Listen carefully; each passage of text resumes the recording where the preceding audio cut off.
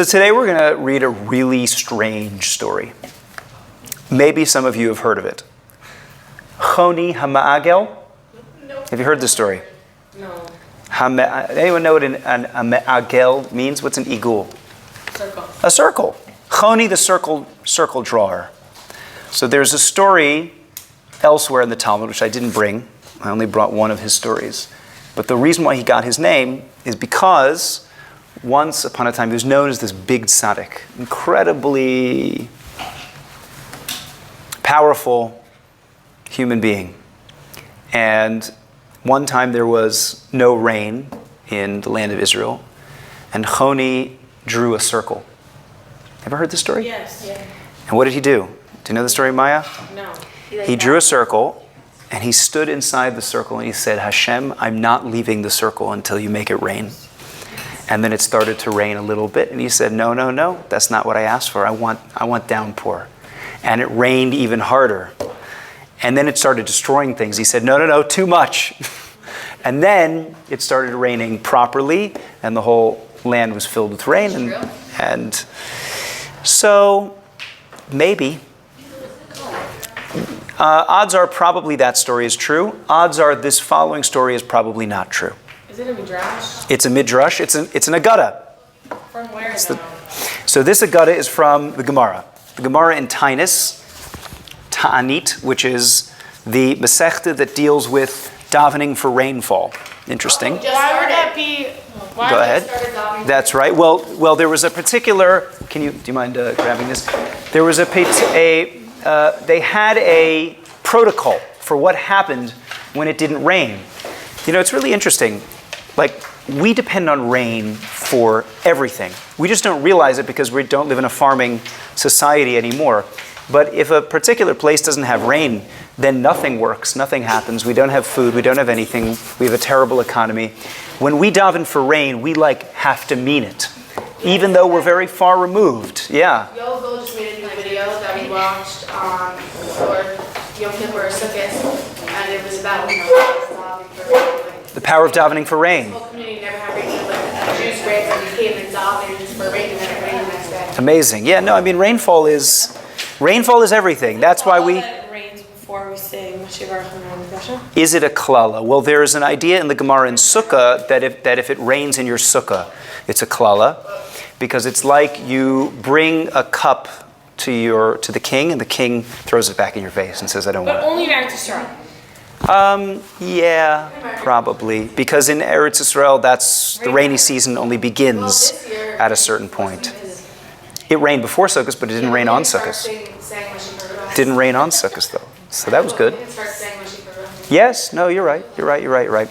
So it depends. Look, I'm not a farmer, so I don't know. Maybe a farmer will tell you if it rains too early, it ruins the crops. But certainly if it rains before they've planted, you don't want that. But in any case, that was the story. That was how Choni HaMe'agel got his name, and that will be important for understanding the story.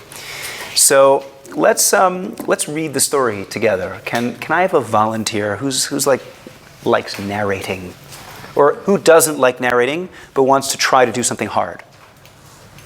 Yeah, you want to try? She wants to. Wait a minute. Atara and Maya and Talia. Talia, Do you want me to read? I'd love you to read. Can I do the English, please? Yes, you're more than welcome to do the English. I put the English on here because I got feedback that the Hebrew or sometimes the Aramaic was a little bit too difficult.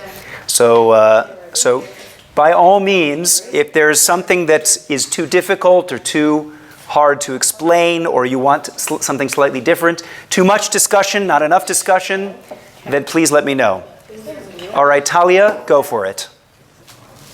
Rabbi Yochanan said, all the days of the life of the righteous man, Honi, he was distressed over the meaning of his verse. A song of ancients. A sense. When the Lord brought back these who returned to Zion, we were like those who dreamed. What's that from? Shira Malos, Beshuva Adonai, Es Shivasi and Hayinu Kechalmim. He said to himself, is there really a person who could sleep and dream for 70 years? How is it possible to compare the 70-year exile in Babylonia to a dream? All right, so let's just pause there. He's reading this pasuk, And he says, wait a minute, when we return to Tzion, we'll be like dreamers? How is it possible that a person could dream for 70 years? Because the exile was 70 years long. That's his question. Go for it. One day he was walking along the road when he saw a certain man planting a carob tree. Carob tree. You know what carobs are? You'll see them. They kind of look like long black snow peas. Yeah. They're in Israel. Don't people have them on What's in the that? shop? Yeah, you can bake them and cook them and eat them. It's like Real health nuts make carob cake sometimes instead of chocolate. Never tasted a carob, but I'm sure it's delicious. Yeah? What's it like? Had it before? Yeah. It's Yeah? like, I feel like it's a too much topping. Sweet, kind of. It is kind of sweet. It's like a Have you ever had it before? No? I look like it. Okay, so it's kind of sweet. All right, let's keep going. It has seeds in it. Honi said to him, this tree after how many years will it bear fruit? The man said to him, it will not produce fruit until 70 years have passed. Honi said to him, is it obvious to you that you will live 70 years, that you expect to benefit from this tree? He said to him, that man himself found a world full of carob trees. Just as my ancestors planted for me, I too am planting for my descendants. You're such a good narrator. Why do you not like narrating? This is great. I'm enjoying this so much, Talia. So long. Yeah.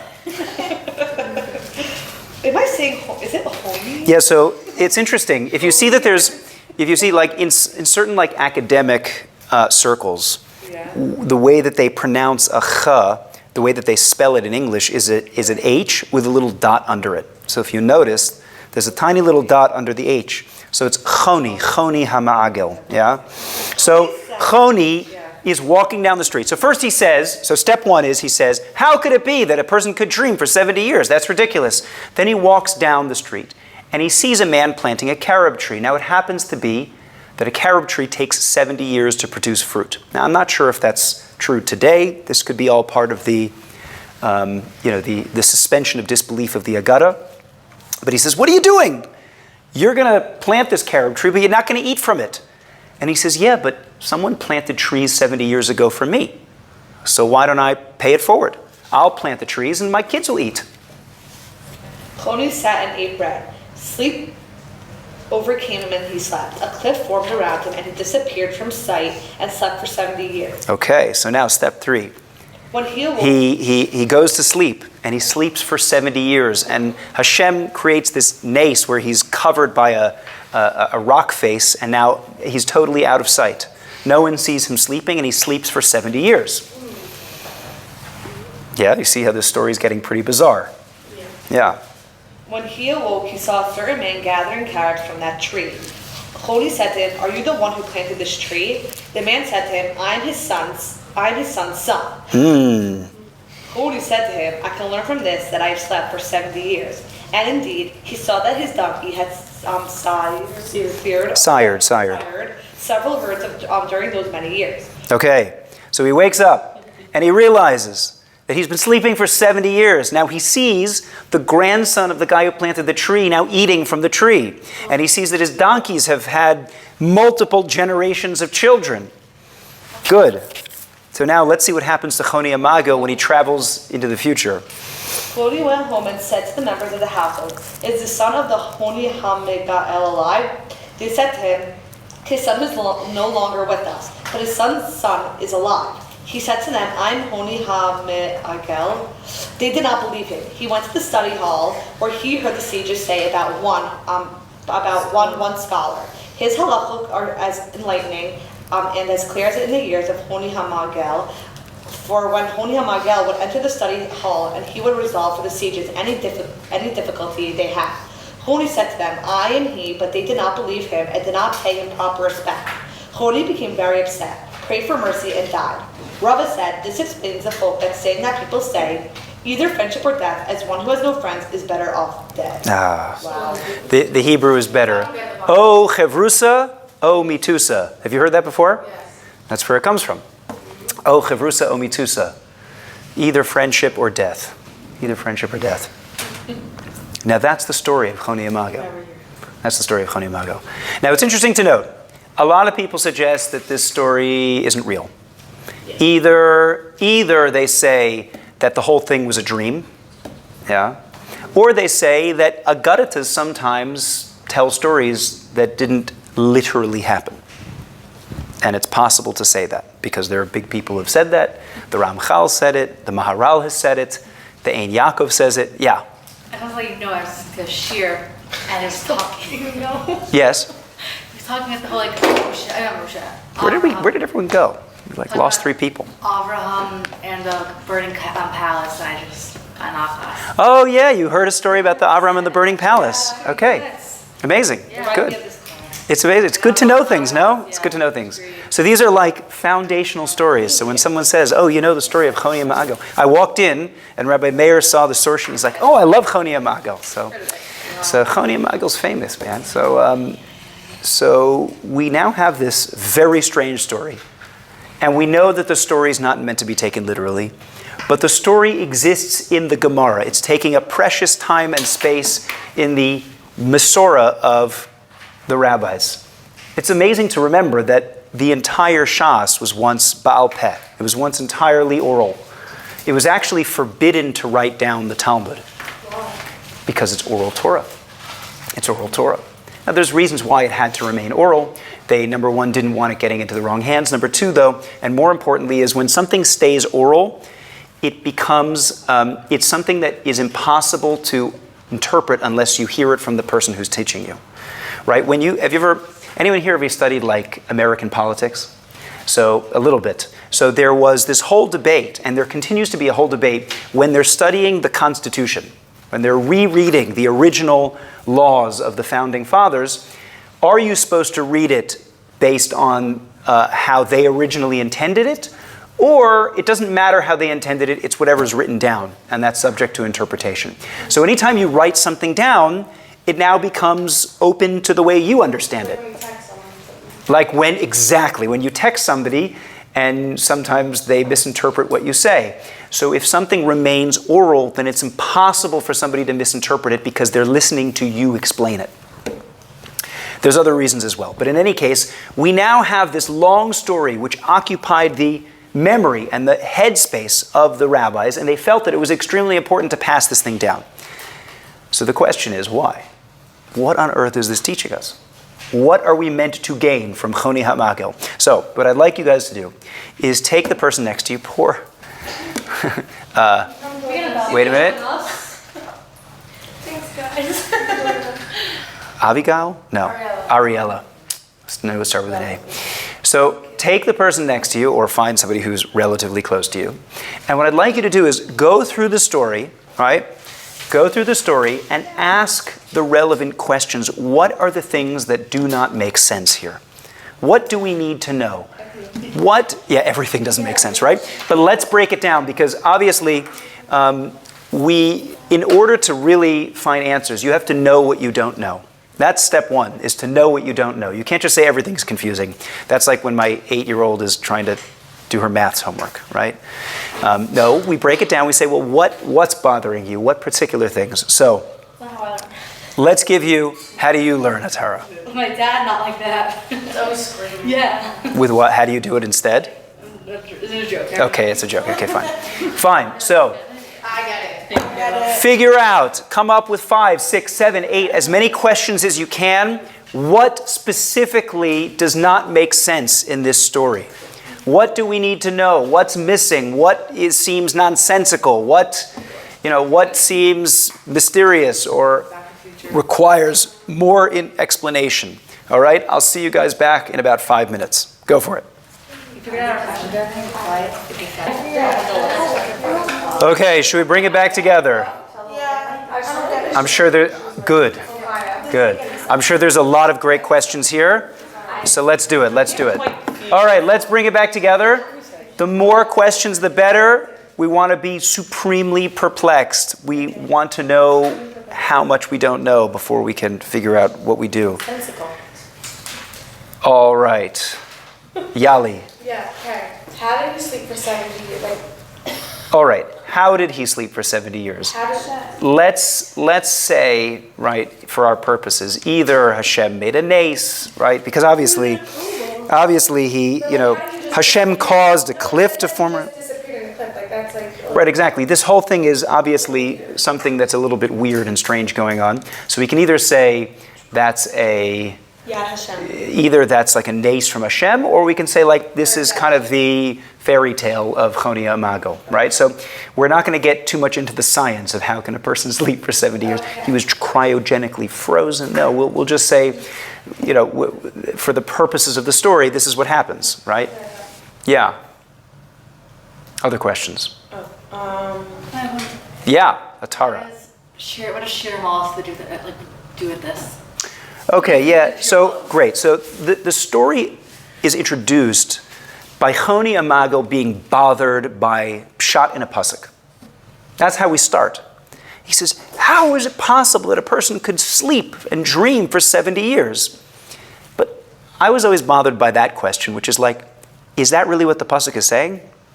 Right, the pasuk says that, when we return to Sion, we'll be like dreamers. How would you understand that on a simple level?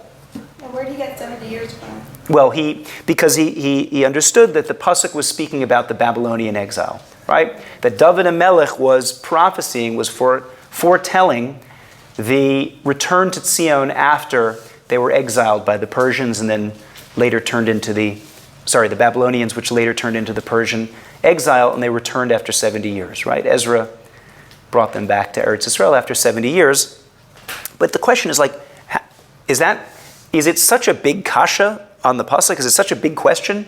How could you dream for what do you think the pasuk is saying? What does it mean when you return? It's pasha pshat.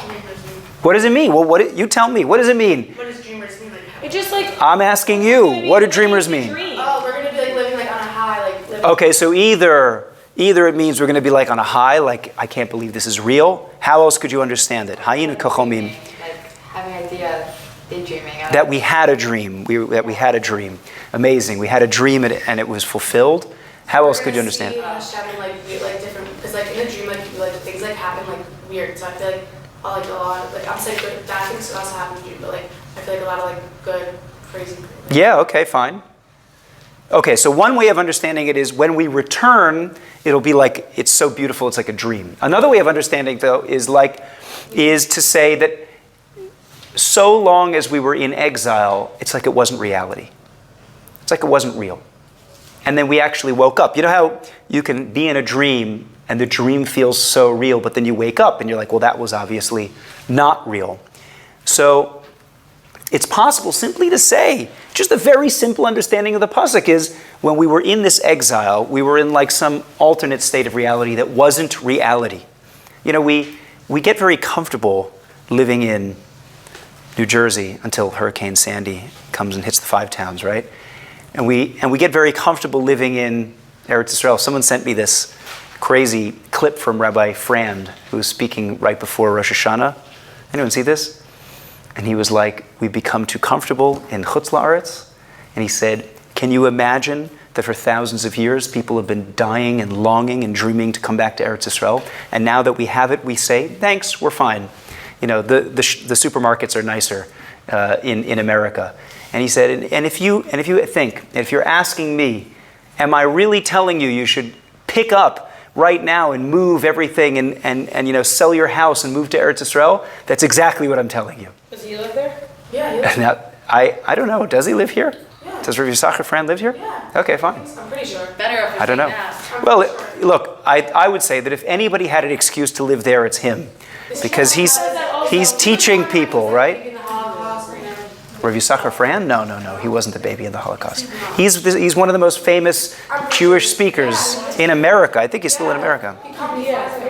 In any case, look, by the way, as a caveat to that, I don't know what all the other teachers in this seminary tell you about whether you should move here, whether you should not move here. I get the impression that this place is kind of a Zionist seminary, right? But I do happen to think it's an incredibly personal question that you have to ask yourselves in terms of, am I ready to move to Eretz Yisrael? I've seen a lot of people who've come here on like a wish and a dream, and just say, it doesn't matter what we're doing, we don't have a plan, we're just going to move here, and doesn't always turn out so well. So you have to be really realistic about moving here. If you have a plan, and if you're like, look, we have a parnasa, and we have a way of making it, and we've researched where we're going to live, then go for it. But you can't just say everybody should move here right away. Like I don't necessarily think that that's the best advice for everybody.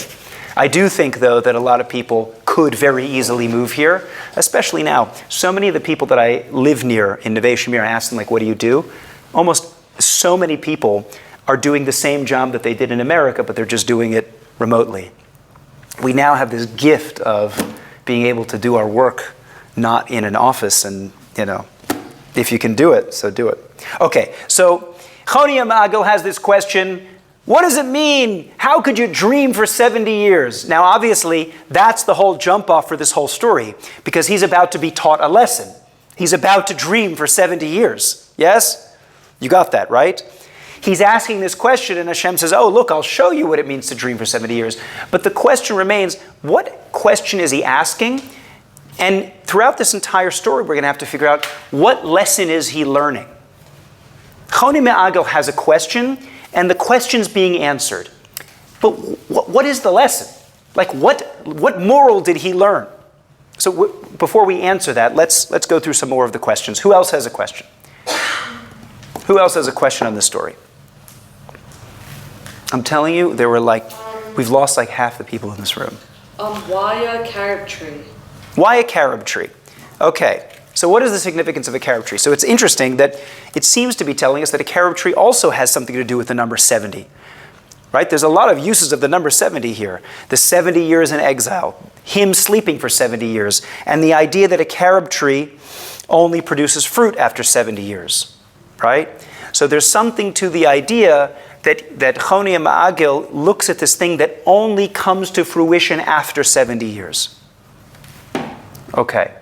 Other questions? You had a question, Ariella. When he went to sleep, did he know he was going to go to sleep for 70 years? Doesn't seem like it, because when he wakes up, he doesn't even realize, right? He only after he asks who that person is, and he says, oh, I'm the grandson of the person who planted it. He's like, oh man, I must have been sleeping for 70 years. So obviously he didn't know he was going to go to sleep. This is some way of Hashem teaching him.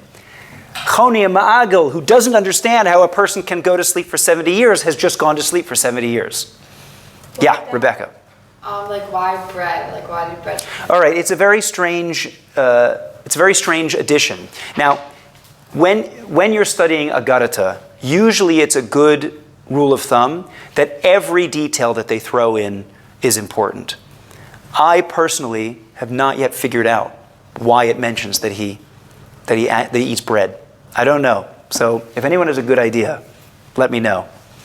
Yeah, but it's a great question. Why does it say he sat down to eat bread?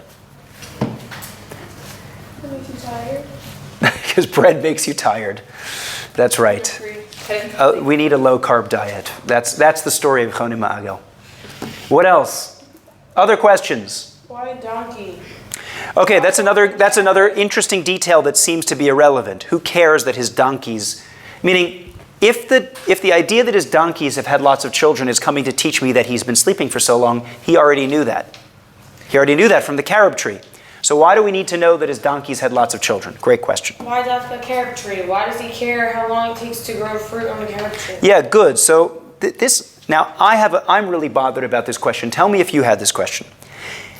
We're introduced to Choni HaMe'agel first that he's this incredible miracle worker. He can daven to Hashem and Hashem answers him. He's clearly a tzaddik. In fact, the story opens up that says he's a tzaddik.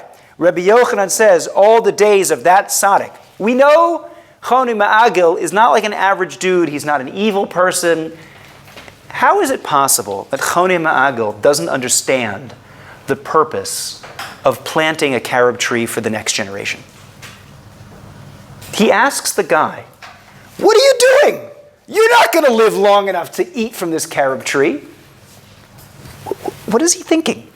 Does he not realize that there's something called planting for the next generation? Is he that stupid? He's not evil. So what's going on? Did you have this question? I think this is one of the most important questions in the whole story. How did he not realize what the man was doing by planting a carob tree that the man himself would never eat from? Maybe he wasn't thinking about the future. Okay, About the world. so that might be part of the answer. Maybe it's possible that Choni HaMe'agel doesn't have a concept of the future. We'll get to that. Okay? Next questions. Any other questions?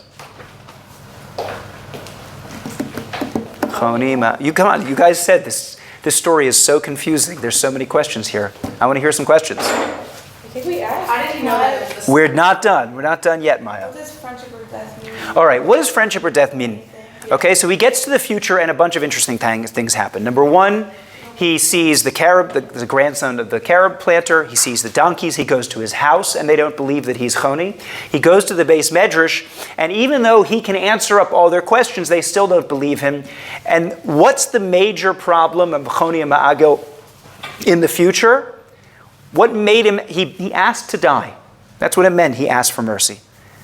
Please, God, I can't live in a reality like this. That's what he asked for. And what was the major, remind me your name, I'm so sorry. Sarah. Sarah asks, what was the most important, the worst punishment that a person can have for living in the future? He doesn't have any friends. He has no friends. Why is that so troubling to Choni HaMe'agel that that's what would cause him to ask to die? He would rather be dead than live in a world without friends. And specifically, if you look at the story, it's a world without kavod, right? They didn't give him kavod. They didn't give him kavod. Okay, any other questions? I think that's it. You think that's it? There's probably more, but There are probably more, but I want to make sure we covered all the big questions. So big question number one is, what's his interpretation? Why is he so bothered by the pasuk that will be like dreamers? How is it possible to be a dreamer? What is that whole thing? The second thing is, how did he not realize that the man was planting for his grandchildren? Like, that should be obvious to anybody who's forward thinking, who has a concept of children, grandchildren. Next, we have the seemingly insignificant details of him eating bread, of this thing being a carob tree, of seeing his donkeys have children. What's going on with that? Next, we see that he goes to the study hall, he goes to his home, and nobody believes that he's Choni HaMe'agel, and they don't give him kavod. And for that reason, he asks to die. Why is that the reason that he asks to die? What? So, yeah, I mean, but look, he answered up all their questions. They would at least say, look, well, now that's obviously a very intelligent chacham over there. It's good to have him in our Beit Midrash because then he can answer all of our questions. So clearly there was something that he wasn't getting. From the fact that they didn't believe that he was Choni HaMe'agel, that's why they didn't give him kavod. That's why they didn't give him kavod. So, now's the hard part. Now's where we try to crack the nut and we try to figure out, well, what's going on? What does the story actually mean? What's the nimshal? Well, every fairy tale is teaching you a lesson. You know, fairy tales are very deep. Very, very, very deep. Anyone, you guys know who Jordan Peterson is? Of course. Some people say of course, some people say no. Yeah. He's a very, very well-known public figure. He's a psychology professor. And before he was a very famous psychology professor, he used to teach classes about fairy tales. So he gave a whole class on Pinocchio and what's the meaning of Pinocchio. It's very, very deep. You know, there's some very interesting, I find this to be absolutely fascinating. How much time do we have? Not a lot of time. Okay, if we have time next time, we can talk about what's the meaning of the Cat in the Hat. Because there's incredible depth to the Cat in the Hat. You have to imagine, somebody writes this book, it takes the whole world by storm. Before Dr. Seuss, people reading these nonsense, boring books to teach children how to read. And all of a sudden the Cat in the Hat comes out, and it changes the entire history of children's literature. And the question is, well, what on earth is this story telling me? There's something deeper about this story. I don't know. Should we? Yeah. Let me ask you this. if we save the answer of Choni HaMe'agel till next week, will we even remember? Yeah. We'll remember this? Okay. Oh, I want to finish Honi. Can we finish Honi? Yeah, and then next week we'll do Cat in the Hat. Okay, guys, so next week, somebody write down, remind me that next week we'll start with Cat in the Hat, okay? All right. There's one word that can open up the whole lock of this story. There's one word that this whole story revolves around, one idea. Anyone think about it? I'll give you a hint. Yali was close. What? There's something that everything is revolving around in this story. Choni's bothered by it. He goes through it. There's something that's happening in this story. He's only thinking about himself, not anyone else. He's anxious. He's anxious. What makes you think that Choni HaMe'agel is anxious? Modern take on the story. I don't see anxiety in Choni HaMe'agel. There's maybe other things, but Maybe he thinks like everyone's out to get him or something. he doesn't think everyone's out to get him. There's one concept that this story is addressing, and that concept is time. Yeah, he thought the world was going to end. Time. This story is about time. Choni HaMe'agel is bothered by time. He says, how is it possible that somebody could dream for such a long time? He sees somebody planting something in the future and says, well, what's going on? He says, well, it's going to happen in the I future. think I really relate to this. I get very stressed out about time. Also. You get stressed out about time. I think you're reading a lot of anxiety into this story. Thank you very much. I don't think Choni HaMe'agel's anxious, Atara. Just going to put that on the record. I get very stressed out about time going too fast. Okay. Choni HaMe'agel is bothered by time. Choni HaMe'agel has a problem with time. Now remember I asked you that question, how is it possible that Choni doesn't realize why a man would be planting a carob tree in the future? Choni HaMe'agel is somebody who lives in the eternal present. Choni doesn't have a concept of time. You know, it's interesting. There's a Kabbalistic idea about circles and lines. A circle and a line are two of the deepest Kabbalistic ideas, and they represent two different types of being. You ever heard of this? So if you could imagine a line personality is somebody who's very goal-oriented, who likes to problem solve, who likes to move forward. A circle-oriented person is somebody who likes to kind of mull on things and talk about them again and again and again, and likes to be now, here in the present, and right? Do you know people like a circle and a line? How many people think they're more like a line? Who's a line personality here? Goal-oriented, focus on the problem. Let's problem solve. Let's solve your issues. Depends on what. Who's a circle person who's like, I just like to talk things out. I just want to, you know. So, okay, now it happens to be that typically, Kabbalistically, this is associated with the masculine and the feminine. That it happens to be that way. There's a very famous book. That women are circle and men are... Yes, there's a very famous book called Men Are From Mars, Women Are From Venus. Have you heard this book, Men Are From Mars, Women Are From Venus? So they say, here's the typical conversation between a husband and a wife, right? The wife comes home from work and she says, oh, I've had such a tough day. And he says, like, oh, really? Well, tell me about it. She says, oh, Brenda at work, she's just really, she's always giving me a hard time. Oh, no, Brenda, she's giving you, yeah. She's always trying to take credit for my work. Oh, no way. Let's go to the boss right now about it. We'll tell and we'll get Brenda fired. No, you don't understand. Brenda, she's so nasty. She says these terrible, like passive-aggressive comments to me, in the lunchroom. Really? No way. Let's tell your other coworkers and we'll get... No. You're not listening to me. Yes, I am listening to you. I can repeat every single word you said. No, you just don't understand me. Okay? It's now, so classic. Right, it's so classic. The book was a bestseller, right? Now, the reason why they're not communicating is because they're having two different conversations. In that story, the man wants to solve her problems, and the woman wants to Just talk about it. talk about it. She wants empathy. She wants to be understood and validated. Exactly. So they're doing two different things. So that's the line circle relationship. Choni HaMe'agel. Which one do you think Choni is? He's a circle maker, which means that he doesn't live in the world of linear time. Choni HaMe'agel can't think about the future. That's why he drew the circle, exactly. He sits here and he's like, it's not raining.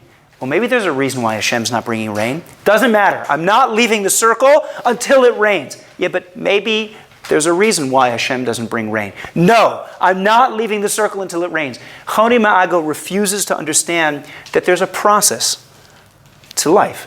Life is a journey, and things happen and change and move. So Honi HaMe'agel, once you see this, then you see the whole thing. Choni HaMe'agel doesn't understand how time moves forward. He doesn't understand how time moves forward. So he sees a guy planting a carob tree, and he says, it's impossible. There's no fruit right now, so why would you be doing that? He wakes up from 70 years of dreaming, and he pretends like everything's the same. He goes back home, and they don't believe him. They don't know who he is. He goes to the Beit Medrash. He tries to be Honi HaMe'agel, and they say, we've moved on. So who are you? Sad. It's very sad, and now you can understand why Choni HaMe'agel prays to die. He's a person who has no place. He has no place in the future. You know, it's very interesting. I'll be vulnerable for a minute. As you start to get older, you start to realize that like all of the pop culture references that you had, people no longer understand.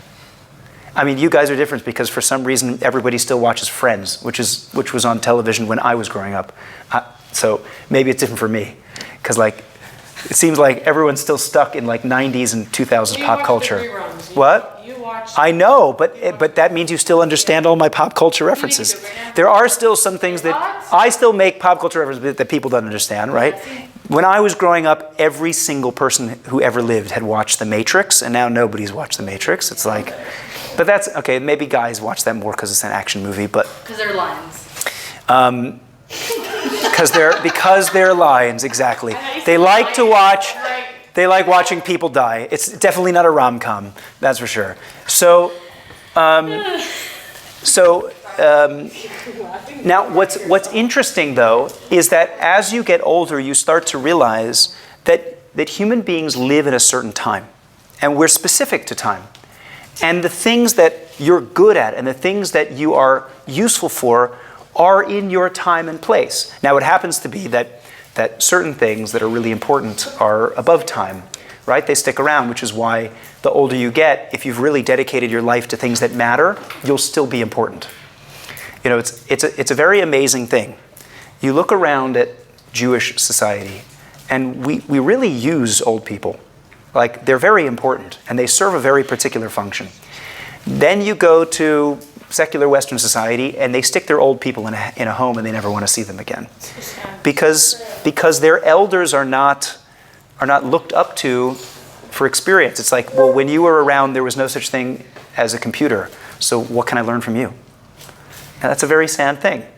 But our elders are these repositories of wisdom, and we care about that wisdom. So for them, it's important. But even so, after a certain amount of time, time goes on, and then things are no longer relevant. You know, it's really interesting. I've always noticed this. Like, okay, let's talk about something that I grew up with as a kid: The Simpsons. Any of you watch The Simpsons? Now, it happens to be The Simpsons are the longest running show on television ever. More than Grey's Anatomy. What? Yes. Oh yeah, yeah. But now it's really interesting. Have you ever tried to watch like an old funny movie? Are they funny? No. They're not that funny, are they? Why is that? The laugh track makes it funny. That's the only thing that makes it funny. No, that's not true. You can watch a modern funny movie and it's hilarious without a laugh track. But like these like funny movies from the 80s or whatever. Well, no, because it's not always about just the specific references. Humor is different. Humor has changed. Humor has changed. The things that we laugh at. You know, one interesting thing is what people have said is that the jokes get faster. So I remember I grew up to a certain time with The Simpsons, and then I can't remember how old I was when Family Guy came out. And the Family Guy humor was a lot faster, and it was a lot different from The Simpsons humor. Humor changes. What's interesting is that the things that spoke to people 30, 40 years ago don't really speak to people anymore. You can use a certain type of language that you read something that somebody wrote 40 years ago, and oftentimes it's like it doesn't hit you as hard as the way that people speak today. And the reason why is because we live in a certain time and place. And after a certain amount of time, you're done. So sad. I wonder what remember me. Well, okay, now, if you want to get a little bit, it's sad, but it's important to know. Right. How many of you can name a single actor from the 1950s? Oh, I know. The one from Titanic. What's his name? No. The Titanic was from the 1990s. I thought it was that old. So. How many of you can name a single actor from the 1970s? Michael Jackson. Michael Jackson was a singer, He was a singer. and he was in the Never 1980s. acted. He never acted. He became famous in the 80s. Jennifer Aniston. 90s. Leonardo. Who cares when? DiCaprio?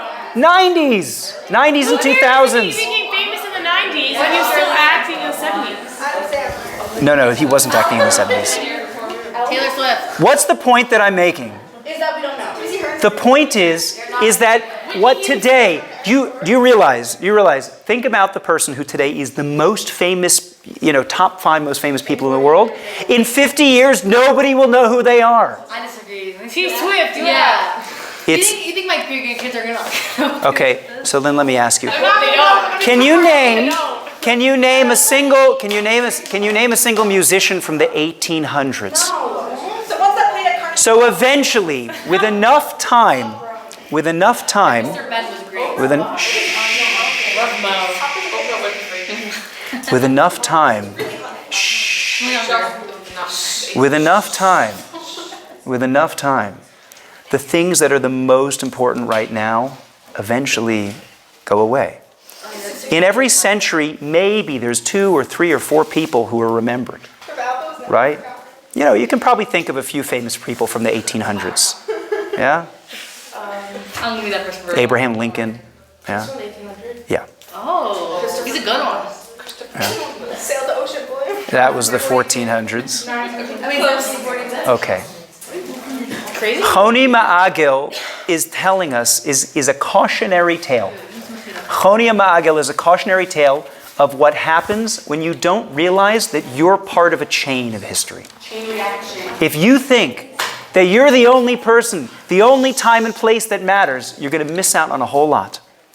You're going to miss out on the fact that eventually, right now your life is about learning, growing, becoming your own human being. Eventually, at a certain point, a healthy person should start to pivot into somebody who's preparing the next generation to do the same thing. I'm sure every one of you knows some mom who's like stuck in her youth, who's like 60 years old and still wearing like rhinestones on her jeans jackets. Yeah, really? Yeah, good for her. People who are like, yeah, I'm so young, and they're like still trying to find themselves.